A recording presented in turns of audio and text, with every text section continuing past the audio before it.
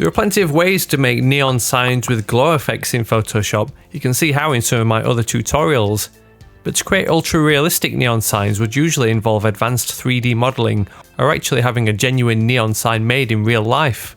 However, the advances in AI technology now make it easy to generate highly realistic neon signs, complete with the intricate details of mounting hardware, cables, and the texture of the glass tubes. Not to mention an illumination that has much more depth and vibrancy than a basic Photoshop outer glow effect. Follow along with this tutorial to learn how to transform your basic lettering into a realistic neon sign with the help of the new AI tools in Adobe Firefly. To determine what our neon sign will actually say, we first need to build a structure.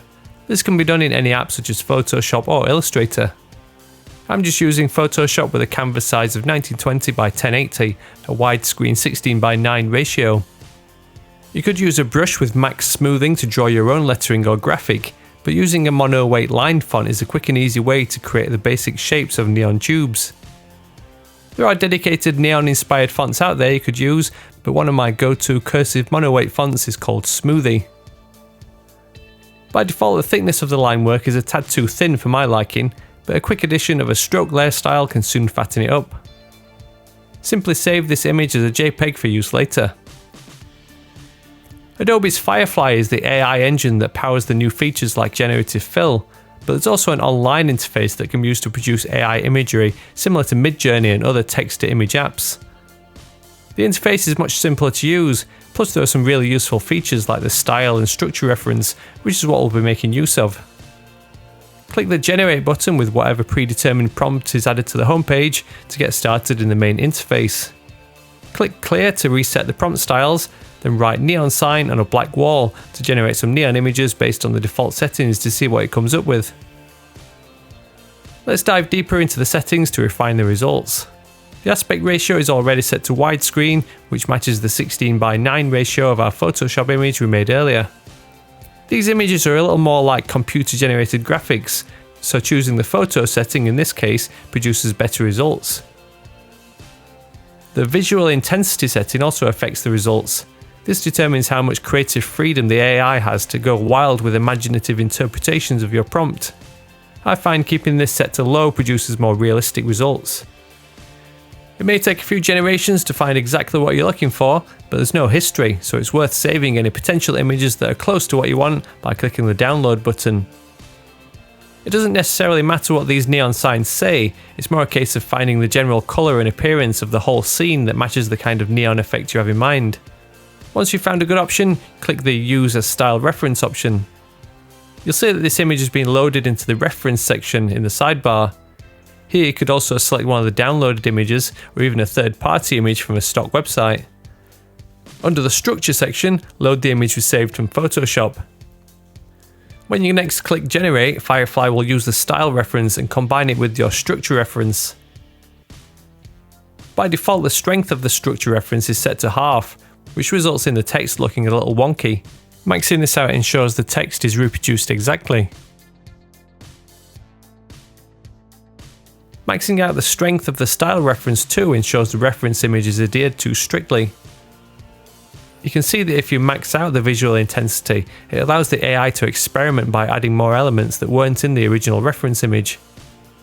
These might work for your imagery, so it's worth moving these sliders back and forth and downloading any results you like the look of in order to narrow them down to your favourite. You can also save to favourites instead to help keep your downloads folder tidy. If none of the results really work for you, you can always go back and change the style reference to one of the other options you might have saved.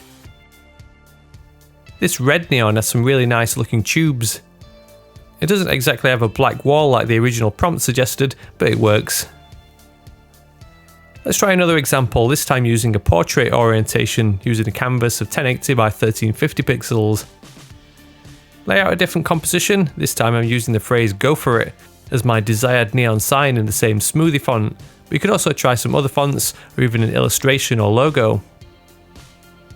A little stroke effect evens out the thickness of the two sets of words. Back in Firefly, clear out the default prompt. This time we're using the portrait aspect ratio. Then select the photo setting, then enter your prompt. This time let's specify a blue neon sign on a black wall. Not forgetting to reduce the visual intensity setting to try and create the most realistic of images. This one works, so let's add it as the style reference. Then upload the Go For It graphic as the structure reference, both with max strength. Keep generating until you find your best result. This one is mine, but it has some weird additions to the scene. These can always be cleaned up in Photoshop though. Open up the image and draw around any unwanted elements. The generative fill tool, also powered by Adobe Firefly, can usually remove things in seconds. Use the Command and E shortcut to merge the generative fill layer with the original to permanently apply the edit and keep the file size low. As a finishing touch, add a new layer and dab some spots of colour with a large soft brush. Set this layer to the colour blending mode. Reduce the layer opacity if necessary to blend the colour adjustment in with the original scene. Create a snapshot on a new layer with the shortcut Command Shift Alt and E. Then apply some camera raw adjustments to enhance the final image. Boosting the contrast and bringing up the texture helps to make the image more vivid. Then a vignette really helps the bright neon pop. The final result is a pretty realistic neon sign that took minimal effort to create. If you look closely, there'll be some weird AI discrepancies that don't quite make sense, but the overall appearance is almost like a photograph. If you enjoyed this tutorial or learned any new tips and tricks, a thumbs up on the video would be really appreciated. Stick around for more of my content by subscribing to the channel, and be sure to join my mailing list at Spoon Graphics to download all my free design resources. As always, thank you very much for watching, and I'll see you in the next one.